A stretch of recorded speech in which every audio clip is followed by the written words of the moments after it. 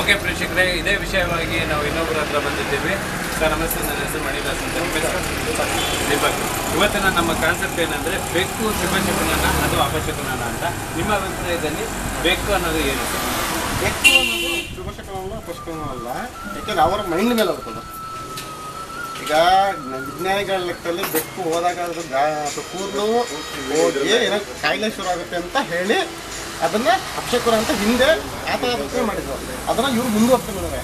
ಹಂಗಾಗಿ ಅದು ಅಪಶಕುನ ಅಲ್ಲ, ಶುಭಶಕುನ. ಇವಾಗ ಕೆಲವರು ರಸ್ತೆಲಿ ಹೋಗ್ಬೇಕಾದ್ರೆ ಬೈ ಚಾನ್ಸ್ ಆಗಿ ಏನಾಗುತ್ತೆ ಅಂದ್ರೆ ಒಂದು ಬೆಕ್ಕು ಎಡಗಡೆಯಿಂದ ಬಲಗಡೆ ಬರುತ್ತೆ, ಅವಾಗ ಹೇಳ್ತಾರೆ ಶುಭಶಕುನ ಅಂತಾರೆ. ಮತ್ತೆ ಕೆಲವರು ಬಲಗಡೆಯಿಂದ ಎಡಗಡೆ ಬರ್ತದೆ, ಅವಾಗ ಅವ್ರು ಅಂತಾರೆ ಇದು ಅಪಶಕುನ ಅಂತ ಹೇಳ್ತಾರೆ. ಅದು ಏನು ಸರ್ ಆ ಥರ ಅನ್ನೋದು ಒಪ್ಪಬೇಕು? ಇನ್ನೊಂದು ಗೊತ್ತಾ, ಅವರು ಒಪ್ಪೋದು ಬರೋದು ಅವರವರು ಸೇರಿದ್ರು. ಈಗ ನಿಮ್ಮ ಮನಸ್ಸಿನ ಏನು ಪ್ರತಿಕ್ರಿಯೆ ಇರುತ್ತೆ ಆ ಥರ ಅದು ಹೋಗುತ್ತೆ. ಅದನ್ನ ಬಿಟ್ಟು ನಾವು ಶುಭಶಕನ ಅಂದ್ರೆ ಶುಭಶಕನ ಆಗಲ್ಲ, ಅಪಶಕನ ಅಂದ್ರೆ ಅಪಶಕನ ಆಗಲ್ಲ. ಅದಂತೂ ಬೈ ಚಾನ್ಸ್ ಆಗಿ ಇವಾಗ ಆ ಬಾರ್ಡರ್ನ ನಾವು ದಾಟ್ಕೊಂಡು ಹೋದಾಗ ಮುಂದೆ ಏನೋ ಬೈ ಚಾನ್ಸ್ ಆಗಿ ಒಂದು ಆಕ್ಸಿಡೆಂಟ್ ಅಥವಾ ಏನೋ ಆಗುತ್ತೆ, ಆವಾಗ ಏನು ಹೇಳ್ತಾರೆ, ನಾವು ಬೆಕ್ಕು ಎಡಕ್ಕೆ ಹೋಯ್ತು, ನಾವು ಆದ್ರೂ ದಾಟ್ಕೊಂಡು ಬಂದ್ಬಿಟ್ವಿ, ಅದಕ್ಕೆ ಈ ಥರ ಇನ್ಸಿಡೆಂಟ್ಗೆ ಅದೇ ಕಾರಣ ಅಂತ ಹೇಳ್ತಾರೆ. ಹಾಗೆ ಮರದ ಕುಮ್ಮೆ ಕೂರಾಕ್ತವೆ, ಮರ ಬೀಳಕ್ಕೆ ಕುಮ್ಮೆ ಮುರಿ ಆಗ್ತವೆ, ತುಂಬ ವ್ಯತ್ಯಾಸ ಆಗುತ್ತೆ.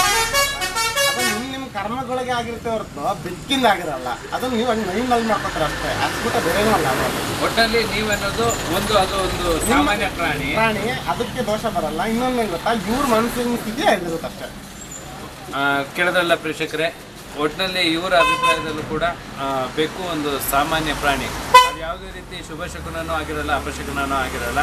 ಅದು ತನ್ನಷ್ಟಕ್ಕೆ ತಾನು ಜೀವ ನಡೆಸ್ತಾ ಇರ್ತದೆ. ಅದಕ್ಕೆ ಬಣ್ಣ ಕಟ್ಟೋ ಜನರು ಅದು ಶುಭಶಕುನ ಮತ್ತು ಅಪಶಕುನ ಮಾಡ್ಕೊಂಡಿದ್ದಾರೆ ಅಂತ ಅವರು ಒಟ್ಟಾರೆಯಾಗಿ ನಮ್ಮ ಅಭಿಪ್ರಾಯನ ವ್ಯಕ್ತಪಡಿಸಿದ್ದಾರೆ.